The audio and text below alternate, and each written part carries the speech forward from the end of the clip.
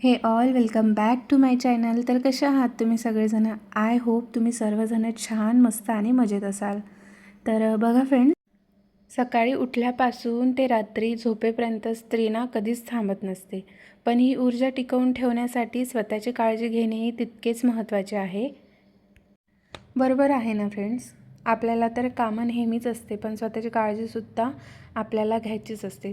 तसंच ना माझे इथे सर्व कामं वगैरे झाले होते, जे मेन होते ते दिवसभरातील.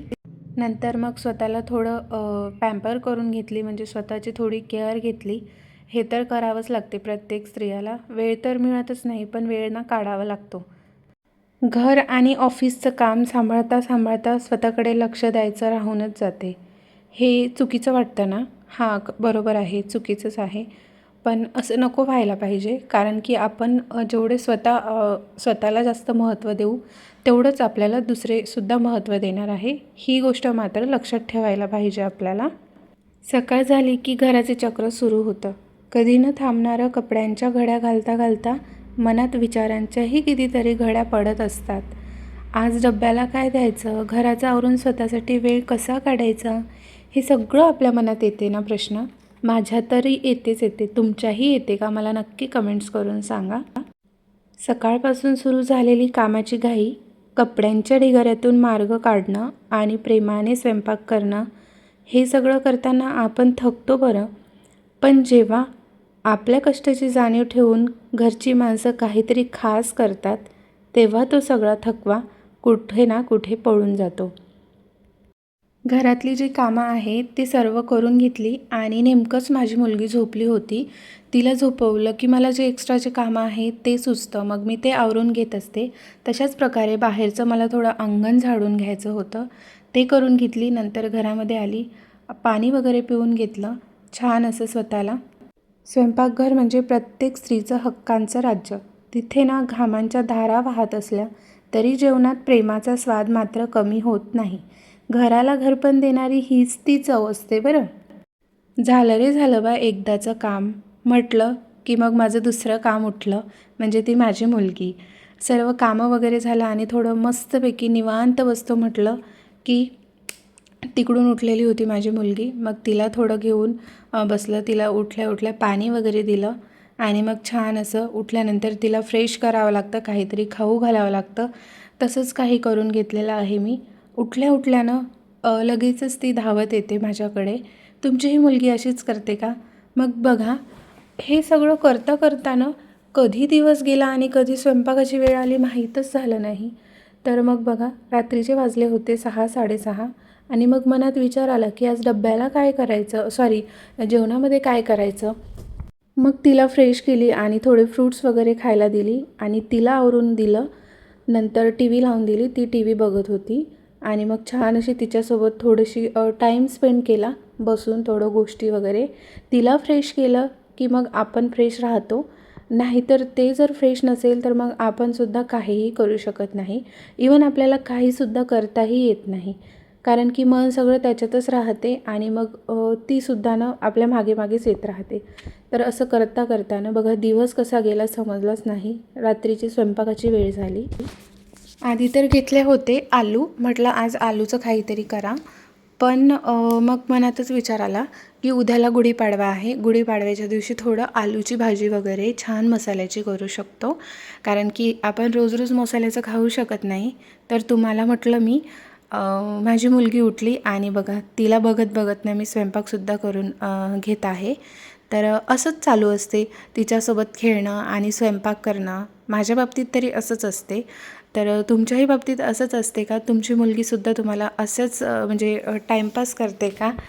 आणि माहिती आहे का, यांच्या चेहऱ्याकडे पाहून किंवा यांचं खेळ पाहून ना आपली जी एनर्जी लो होते ते ना आपोआप वाढून जाते, आपोआप बूस्ट होते आपली एनर्जी. खरं आहे ना माझी गोष्ट? हो, अगदी खरी आहे.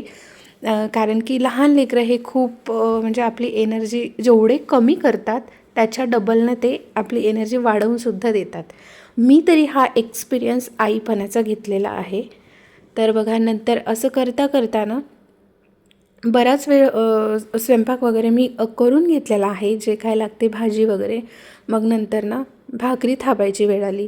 तर मग इथे भाकरीसुद्धा थापून घेतलेला आहे मी. तर माझ्या भाकरी कशा वाटल्या हे मला नक्की कमेंट करून सांगा. छान अशा याच्यापेक्षाही चांगल्या करता येते मला. तर बघा अशा प्रकारे मस्त 2 ते 3 भाकरी आमच्यासाठी टाकून घेतलेल्या होत्या.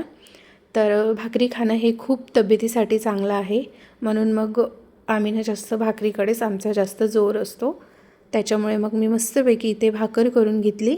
आणि जेवणामध्ये मला आठवत नाही आहे काय मी भाजी केली होती ते. हां, वांग्याची भाजी केली होती. आधी म्हटलं होतं मी की आलूची करते. मस्त वांग्याच्या भाजीचा रस्सा आणि भाकर आणि सोबत थोडा भात केला होता. तर जे नॉर्मल याचे भांडे आहेत ते घासून घेतली. तर अशा प्रकारे मग मस्तपैकी माझा स्वयंपाक वगैरे झाला. स्वयंपाक झाल्यानंतर मला ओढ असते ती म्हणजे प्रिशासोबत खूप जास्त टाईम स्पेंड करायची. कारण की तिकडून येते तिचे डॅडी आणि मग आम्ही असं मस्त घरासमोर खेळत असतो. तिची मस्त छान अशी चक्कर होते तिच्या डॅडीच्या गाडीवरती. तर बघा स्वयंपाक तर झाला माझा. बाकीचं आवरून घ्यायचं आहे थोडंसं गॅस ओटा वगैरे. तर जेवढी व्हिडिओमध्ये स्पीड आहे ना तेवढीच स्पीडने मी स्वयंपाक करत असते असं तरी मला वाटते. तर बघा आणि हे बघा सोबतच ना प्रिशालासुद्धा खेळवत असते छान असं. खूप छान वाटते. तुम्हीसुद्धा तुमच्या मुलीसोबत असंच खेळता का? ती म्हणत होती की मला खेळ आणि मग हे आमचं खेळ चालू होतं स्वयंपाक करता करता छान असं. आई झाल्यानंतर किती सारे आपल्याला एक्सपिरियन्स येत असते ना. कधी एकटं स्वयंपाक करावं लागते तर कधी दोघं करावं लागते. बरोबर ना? हो, अगदी बरोबर आहे. तर तुम्ही बघू शकता. तर ही माझी मुलगी बोलते की मम्मी मुझे थोडा आना है, थोडा आना है. असं म्हटल्यावर आपला थकवा दूर होणारच ना. हां, होणारच. माझा तरी होतो. मी कितीही थकून असले ना तरी माझी मुलगी मला म्हणते की मी कामामध्ये असते, मम्मी मुझे थोडा आना है आपके पास, मम्मी मुझे थोडा आना है. तर बघा अशा प्रकारे ना ती मी भाकरी करत होती आणि पीठ घेतली माझ्या गालाला लावली, मम्मी हॅपी होली असं म्हणत ती ना माझी एनर्जी छान अशी बूस्ट करत होती. माझी एनर्जी जरी लो झाली ना तरी माझ्याकडे बूस्टर आहे माझं, जे की तुम्ही बघत आहात तेच आहे. तुमच्याकडे पण सुद्धा असंच काही होत असते का ते मला नक्की सांगा. नंतर मग आम्हाला थोडं जायचं होतं बाहेर. छान असं मग प्रिशाला रेडी करून दिलेलं होतं मी आणि मी सुद्धा रेडी झाली होती. घरामध्ये काही गुड न्यूज किंवा काही असेल तरच असं काही स्वीट येत असते आमच्याकडे तरी, किंवा खायची इच्छा झाली असेल तर येत असते. यांना जेवायचं दिली छान आणि बघू शकता तुम्ही इथे केक आहे. प्रिशाला माहीतच नाही कारण की तिला का दिसला तर ती सोडणार नाही. मग तिला जे ड्रेस मी घालून दिला ते घालायचा नव्हता, मग तिला हे घालून दिलं. तिच्या मनानेच ती दिली आणि मग नंतर हे घालून दिलं. आणि मग अचानक कामाच्या व्यापात असा एखादा गोड क्षण येते जेव्हा हे प्रेमाने केक घेऊन येतात. तो छोटासा केक फक्त खाण्यासाठी नसतो तर दिवसभराच्या थकव्यावर फुंकर घालणारा मायेचा स्पर्श असतो. थकून गेल्यावर कोणाचं तरी असं कौतुक मिळणं यातच सगळं सुख सामावलेलं असतं. बरोबर ना? तर बघा अशा प्रकारे ना सर्व कामं वगैरे झाले. आम्ही मस्त बाहेर गेलो होतो, म्हणजे कार्यक्रम होता कॉलनीमध्ये, तिथे गेलो होतो. मग आले परत आणि मग यांनी झोपायच्या वेळेस रात्रीचे 10 वाजले होते. मी खूप जास्त थकून होती तेव्हा कुठे मग हे दाखवलं. तर माझा सगळा थकवा एवढा दूर निघून गेला ना. आणि असं काही आमच्याकडे ना होत असते. तर हा होता आजचा छोटासा व्लॉग.